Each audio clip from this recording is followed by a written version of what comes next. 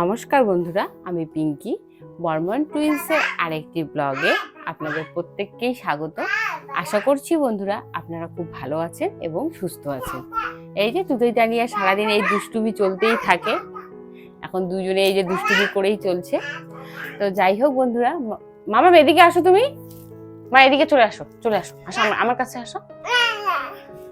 তো আমাকে মৌমিতা মাঝি নামে এক দিদিভাই কমেন্ট করেছিলেন যে আমি আমার তুতইটা নিয়ে কিভাবে বাড়িতে সেরেলাক বানাই আর ওদেরকে কি কি সেরেলাক বানিয়ে খাওয়াই সে সমস্ত শেয়ার করার জন্য, এছাড়াও ড্রাই ফ্রুট আমি কিভাবে ওদেরকে খাওয়াই সেটাও শেয়ার করার জন্য। তো আজকের ভিডিওর মধ্যে দিয়ে আমি সেটাই শেয়ার করব, আমি তুতইটা নেওয়ার জন্য কি কি সেরেলাক বাড়িতে বানাই এবং ড্রাই ফ্রুট কিভাবে খাওয়াই। তো জানেন তো বন্ধুরা, ওরা যখন সবে সলিড শুরু করে, মামা একটু চুপ করো, এদিকে আসো, শোনা এদিকে আসো, আসো এখানে বসো, তুমি বসো, চুপ করে বসো।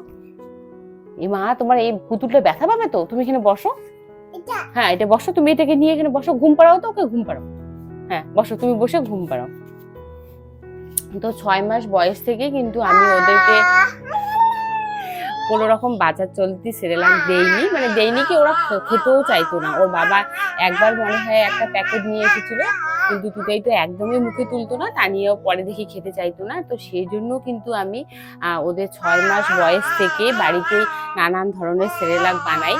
আর বিশেষ করে তুতইয়ের কথা মাথায় রেখে আরো বেশি ভালো করে বানানোর চেষ্টা করি, কারণ তুতই কিন্তু ভাত একদমই কম খায়, মানে আমি যে দুপুরবেলা আর রাতে যে ভাত ওকে দেই একদমই কম খায়। তো সেই জন্য কিন্তু আমার টার্গেট থাকে ওকে সকালের খাওয়ার আর সন্ধ্যার খাওয়ারটা মানে সম্পূর্ণ যাতে পুষ্টি পায় সেরকম খাবার বানিয়ে দেওয়ার। তো সকালেও আমি নানান ধরনের সেরেলাক বানিয়ে খাওয়াই, এছাড়াও সন্ধ্যাও কিন্তু আমি ওকে একটু ভারী খাবারই দেই, কারণ তুতইয়ের যেহেতু ভাত খাওয়ার পরিমাণটা অনেকটাই কম। আর হয়তো আপনারা বুঝতেও পারছেন যে তুতই একটু তানিয়ার তুলনায় একটু মানে রোগা একটু বলতে গেলে।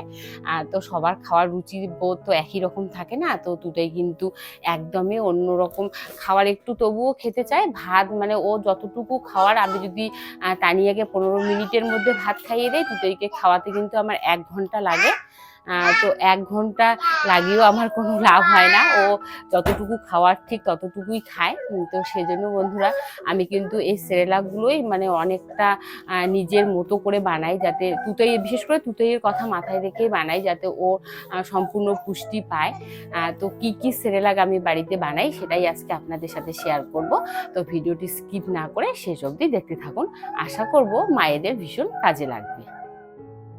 তো বন্ধুরা, এখানে আমি প্রথম সেরেলাক বানানোর জন্য চলে এসেছি। আর প্রথম সেরেলাক বানানোর জন্য আমার লাগবে ওটস মাখনা, চিড়ে, আর তার সাথে লাগবে ড্রাই ফ্রুট। ড্রাই ফ্রুটের মধ্যে আমি এখানে নিয়েছি আমন্ড আর আখরোট।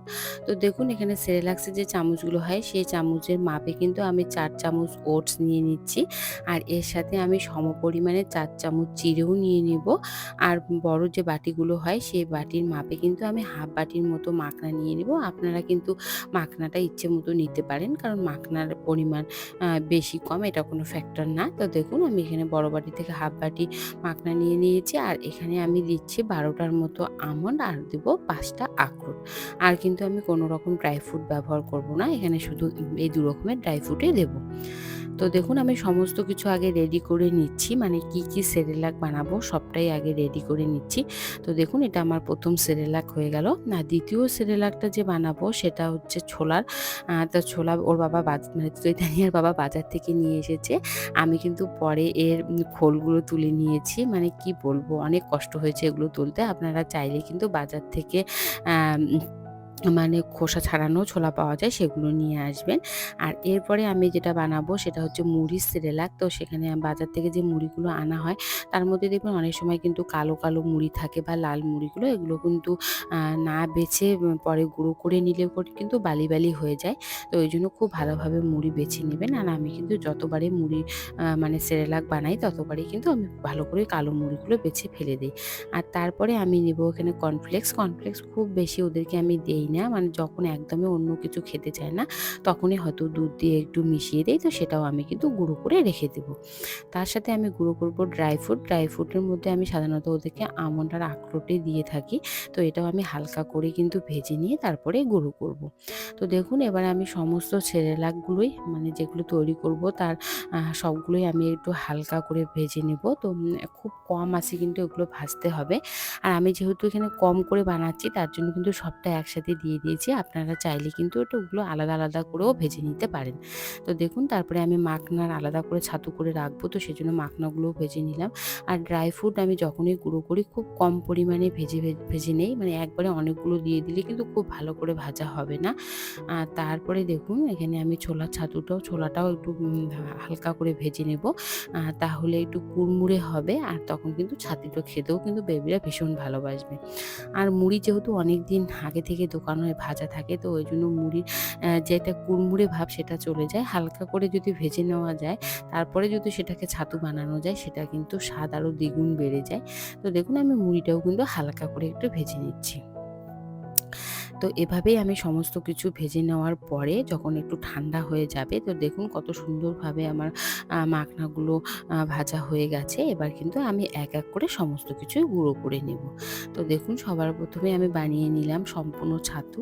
আর এই ছাতুগুলো কিন্তু আমি ওদের মানে একদিন হয়তো মুড়ির ছাতু দিলাম, তো পরের দিন ছোলার ছাতু, হয়তো কোনো দিন ছোলা মুড়ি একসাথেই দিয়ে দিলাম। আর এখানে যে প্রথম ছাতুটি আপনাদের সাথে শেয়ার করছি, এটা আমি যে মাখনা, ওটস আর হচ্ছে চিড়ে আর ড্রাই ফ্রুট দিয়ে যে বানালাম সেটা। তারপরে হচ্ছে মুড়ি ছাতু, এটাও মানে এটার সাথে মাঝে মাঝে ছোলার ছাতু মিশিয়ে খাইয়ে থাকি। কোনো দিন মুড়ির ছাতু শুধু দিয়ে দেই। আর এটা কর্নফ্লেক্স, এটা খুব বেশি দেই না, হয়তো সপ্তাহে ১ দিন বা ২ সপ্তাহ পর ১ দিন এভাবেই কিন্তু আমি দিয়ে থাকি। আর সবথেকে বেশি যেটা আমার দরকারি সেটা হচ্ছে ড্রাই ফ্রুট। ড্রাই ফ্রুট আমি সবসময় গুঁড়ো করে রাখি। হয়তো কোনোদিন সকালের খাবারের মেশাই, হয়তো কোনো বা যেদিন সন্ধ্যায় হয়তো কোনো ভাজাভুজি খাওয়াবো সেদিন কিন্তু অবশ্যই আমি সকালের খাবারে মিশিয়ে দেই। আর যেদিন সকালে দেই না হয়তো সেদিন কোনো ছাতুর সাথে তখন কিন্তু মিশিয়ে আমি ড্রাই ফ্রুট খাইয়ে দিই। তো আপনারা চাইলে কিন্তু এর মধ্যে খেজুর একটু মিক্সিতে ম্যাশ করে নিয়ে লাড্ডুও বানিয়ে রাখতে পারেন। তো খেজুর যেহেতু আমি ওদেরকে প্রত্যেকদিনই সকালের খাবারে দেই, তাই আর আলাদা করে আমি ড্রাই ফ্রুট লাড্ডু বানাই না, একবারে আমি ড্রাই ফ্রুট গুঁড়ো করে রাখি। তো দেখুন আমার সমস্ত কিছু কিন্তু গুঁড়ো করা হয়ে গেছে। এবার আমি সাধারণত দুধই তানিয়াকে কিন্তু ওটস আর চিড়ে আর মাখনার যে সেরেলাক সেটা আমি সকালবেলায় দেই। তো কিভাবে দেই সেটাই আমি আপনাদের সাথে শেয়ার করছি। তো দেখুন ওখানে আমি কিন্তু একটা আপেল ম্যাশ করে দুধের মধ্যে মিশিয়ে দিয়েছি আর তার মধ্যে ৪ টা খেজুরও দিয়ে দিয়েছি।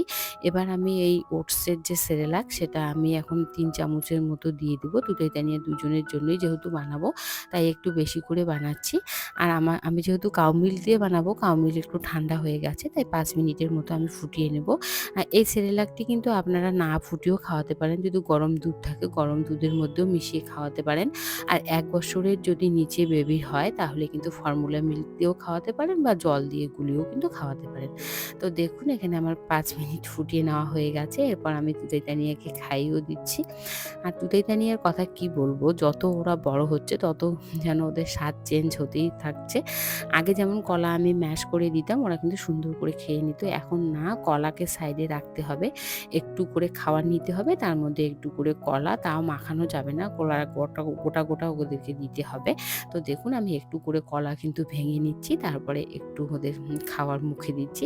এইভাবেই কিন্তু ওরা এখন খাচ্ছে। কি আর বলবো, যত বড় হবে তত মনে হয় এভাবে ওদের স্বাদ চেঞ্জ হতেই থাকবে।